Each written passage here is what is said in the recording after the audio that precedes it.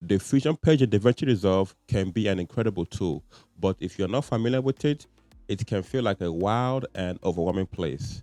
If you are new here, welcome.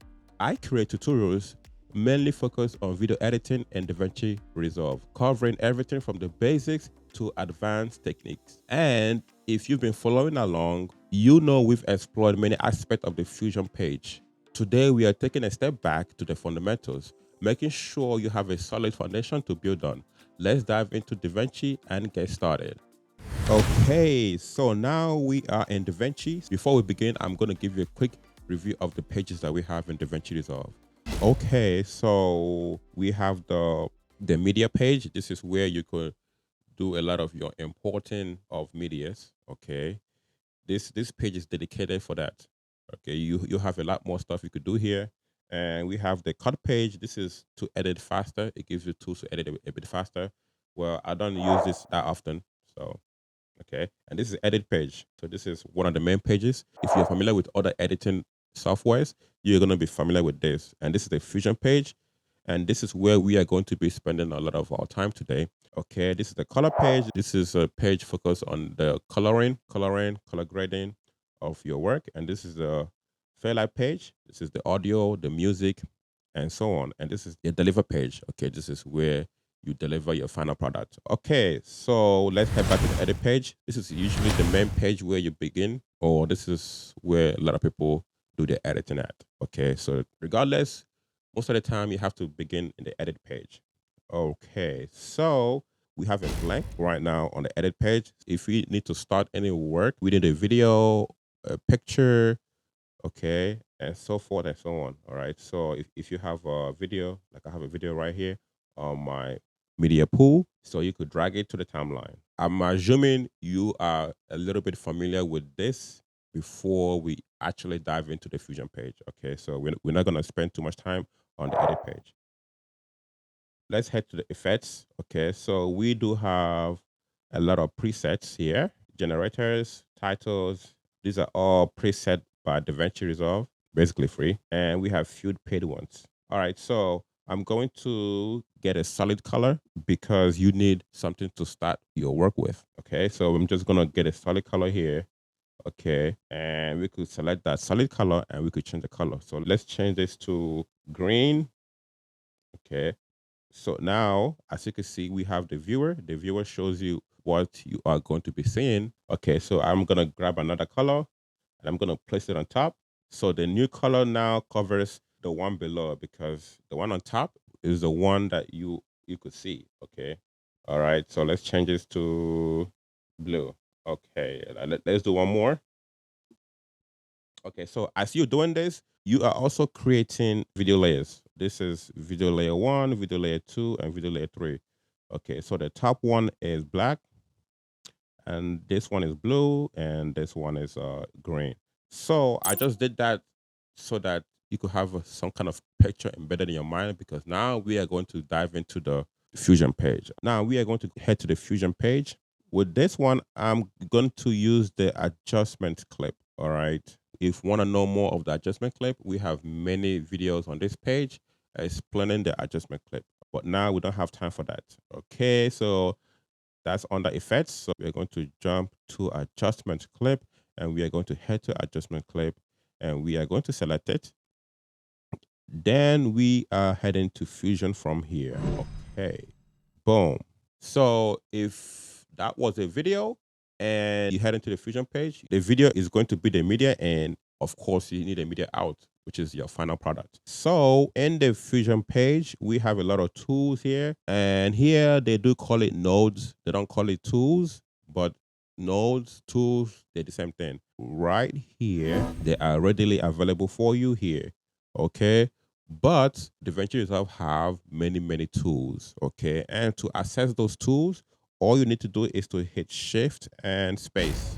Okay, now we have a lot more tools to pick from. But we are not going to get into a lot of these tools. We are going to use those tools that are commonly available for us or readily available to us. So remember, we stacked the colors in the edit page. I did that for a reason because here we are going to try to do the same thing. Okay, so right now we have the media in, but That doesn't mean you have to start with the media end. We could start with a background here. As a matter of fact, that's going to make it a bit easier here. So we are going to bring a background here. So this is a background node or background tool. Okay, background, that's usually what you want to start with anyway. Okay. Okay, so whenever you are doing anything, any kind of editing, you need a background. You need something to start with. Okay, so you could start with media end or you could start with a background. The background have more options or have more flexibility. Okay, so we're gonna start with the background. So this can be the first layer like we did on the edit page. We change this to green like we did. I think the first one was green. So let's try to add another layer. But now this is not like the edit page. This is where the Fusion page comes to play.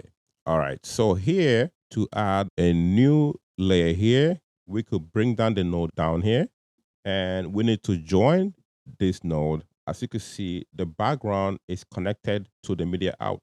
Okay, so if I disconnect the background from the media out, you no longer see anything. You need to connect to the media out in order to be seen on the edit page or actually to seen anywhere else. Okay, so this is the line. So as you can see, the line is going from the background to the media out. So in order to add another background, you need to add it along the line. Okay, so this is the first line. So that's the background, which is on the first line. So we are going to add a different background. But to do that, we need a merge. Okay, so this is a merge here. So we could take this and we could join the merge to the background and from the background to the media out. Okay, so by the way, the background has a yellow line and the foreground has a green line and the effects has a blue line. All right, so those are the basics ones for now that you need to know if you are new here. So as you can see, I've added a merge to the line and now the merge gives me the options to add a foreground. So now I could add a foreground to the background. Okay, so this is a foreground to the background. So now if I add the foreground, boom, now that's the next layer. Okay, so we could change this to blue. And of course, we have color options here. Okay, we could change this to blue. Or you could actually click here to get to your color combinations here. All right. So let's get one more and let's make that black.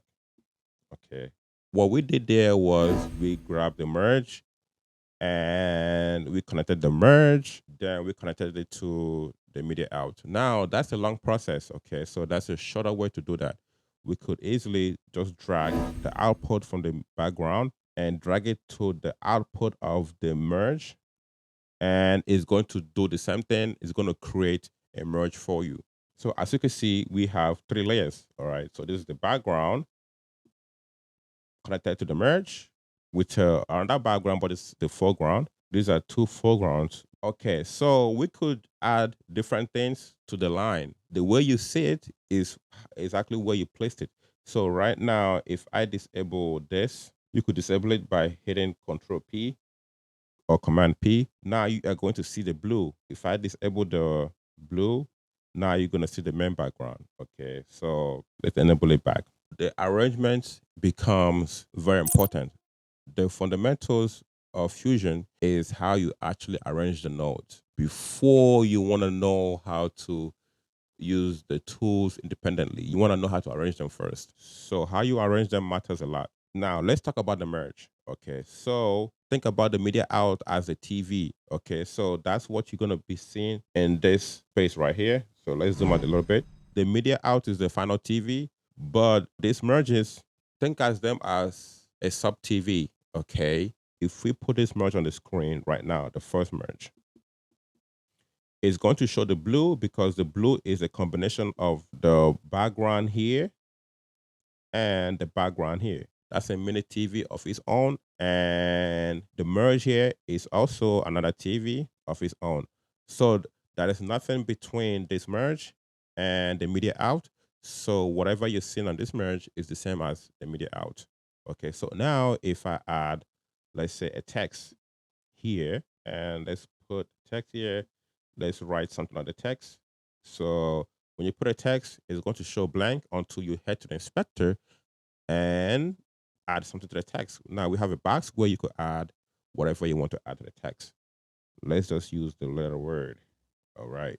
Again, now you are not seeing it because the white dot here indicates that the screen is showing what's on the merge 2 here, because the white dot is here indicating that the viewer here is what's being seen. But if you go to merge 3, you could drag it here to the screen, or you could simply hit 2. I could click on the inspector now and click on this symbol here, and now we have 2 viewership here. So now we could pick one, we could pick whatever. So you could click 1 here for merge 1, and you could click 2 for merge 3. But I'm using the inspector, so I like to use 1 viewership here. Okay, you could click on that same symbol and we get 1 viewer. So let's turn back the inspector, selecting the inspector in here. Okay, let's introduce another tool, which is the transform node. These tools are the tools that you are going to be using more often. So that's why I'm using these tools. So we are going to use the transform node. If I put the transform node here, like after this merge, this is the transform node here. So if I select this merge and hit the transform node, pay attention to what's going on here because of where I place the transform node. So I'll place the transform node here. So what that means is whatever I do here is going to affect everything behind it. Everything to the left of it is going to be affected.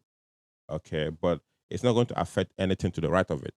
So now if I go to the transform node and spin this around, as you can see, the entire TV is being spun around. Okay. All right. So let's put it back. Entire nodes before it is being affected. Now let's take it out. But I could also select text and select transform. Now let's do the same thing that we just did. And now it's only the word is being selected. So let's delete that again. Now let's put the media out here and select 2. So if I select merge 2 and select transform, okay, so all the background is spinning except the text, because the text is the next in line. All right, you get it now. So let's do one more. By the way, if you double click the angle, it resets back to the default, okay, which is 0.0. All right, so let's delete that. Let's head in between here now, one of the colors, and do it again. All right, so let's spin this. So this is spinning the blue background. The only reason why you're not seeing it is because the black background is covering it. It's not showing on the final screen. Now, if you want to see it, you could go to this merge and you could bring down the blend. Okay, now you can see it. If you rotate this angle, now you are seeing it a little bit because the black background was blended to 0.7 instead of 100%. But let's go back to 100%. All right. So I'm doing this to show you how you could arrange these nodes. Now I'm going to add transform to a lot of these backgrounds, and I'm going to show you guys something here. When you add transform, you have centers, you have pivots, you have size, you have aspect, you have angle. So you saw how we could use the angle to rotate it. So we could also move the centers. How do we do it? We could move the centers here. The X meaning the horizontal and the Y vertical. So if we move the X, so before I move this, let me first explain the 0.5, 0.5. 0.5 is the middle on the X, and 0.5 the middle in the Y. So if you draw a line, here is the middle between the X, and here is the middle between the Y. So if I move the X now, it's going to move sideways. And now you could see the background because we've moved it. And now I could also go to the background of, you know what? You could also rename these nodes so that way you could know what you're doing as well. Okay, so let's do that. Okay, you could right click and hit rename. Okay, so let's rename this blue. You could put BK just to let you know it's the blue background. And let's rename this to black. Okay. Now we got that out of the way. Let's just keep it that simple for now. We are going to make a part 2 and we are going to talk about more things, especially the merge and transform. Size do come to play but let's not talk about that right now. Okay, so we've talked about how to use transform and how to arrange this. Okay, by the way, I'm leaving it linear like this so that it could be easier to understand. Remember, then it's a node, so you could always arrange them anyhow you want it to. All right, so a lot of people have different ways they like to arrange their nodes. Okay, so let's try to use an effect here. Let's do something else here. All right, so let's delete all of this. Okay, so now we're back to the main background, which will have a greenish color. But remember, I started with the adjustable clip. So sometimes we want transparent background. So sometimes we might need to use a transparent background, especially when we use the adjustable clip. Maybe we're trying to work on a graphic or a design that we don't need the background for. We could just reduce the alpha of the background. Okay. All we gotta do is head to the inspector and reduce the alpha. All the colors have to be 0. So now we have a transparent background. Now we could do anything that we want to. So let's try something that we might want to do if we have a transparent background. Okay, so let's bring another background. We could do this with the main background, what I'm about to do now, but sometimes due to the animation that you want to do, it might make it impossible to do some type of animations. Even though you could still introduce another background at any point, okay? That's one of the advantages, all right? So Nodes is very, very flexible, all right? So what I'm doing now, we're just covering the basics, all right? But when you get to a more advanced level, you'll be able to do all kinds of things. All right, so let's add this background to our workflow. You already know how to do that. We're gonna drag from the output of this background here, and we're gonna drag it to the output here as well. And the merge is gonna be created for you. Okay, so now what we could do now, let's say we want just a rectangular shape. We've used the foreground, we've used the background. How about the effects? This is where we are going to use an effect. So we have another node here we're going to be introducing, which is a rectangle. We have a rectangle here, we have ellipse, we have polygon, we have B-spline, and we have a multi-poly. I could bring this down. These are effects. So some nodes could work as an effect. The rectangle can work as an effect. As you can see on the screen, you could see the green lines because it's showing you where it's going to affect if anything is to be done. All right. So now if I connect it to this background, it takes the shape of the rectangle. Okay. So that's the effect on the background. So now you are viewing that background only from that rectangle point of view. Let's try putting a text on this. We could reduce the size here if we want to, or we could reduce the size on the inspector. Okay, the width or the height. Okay, okay, so now we could add a text. Let's say we want to add a text. All right. Okay, so now let's put a text here. Word. Okay, so you could design the text, you could change the color, you could change the fonts. Let me use one of my favorites here, popping. Okay, you could increase the size. So you have many options here. You can increase the tracking, line spacing. Let's change the color to, I don't know, this color right here. Again, you have different stuff you could do here. You could enable an outline. We change the color of the outline. Let's put black, but we're going to change the background color. Let's change the background color to, all right, so it's not important the colors. Okay, so again, let's try to use those transforms. If you want to transform both the background and the word, we could simply put transform after this merge here. Boom. And whatever we do is going to affect both the background and the letter. Let's put another transform here. Now this transform is only going to affect the background. Okay. And if you put the transform here, now that's going to affect just the letters or the text. Okay. So the placements becomes very, very important. Again, there are so many things here. Fusion is an entire universe on its own. So there are so many things here. These are just the fundamentals here. And I'm going to make another part, but I don't want this video to drag too long. So I'm just going to stop here and I'm going to make another part to elaborate more. So this is the first part. And by the way, I made a video on this prior, but the audio wasn't too good. So it's only right I do it again. And this is the part 1 of that video. All right. So be expecting part 2 pretty soon. Actually, that'll be my next video. And with that being said, I've come to the end of this video. Hit that like button if you enjoyed this video, and don't forget to subscribe, and we will catch you on the next video. Peace.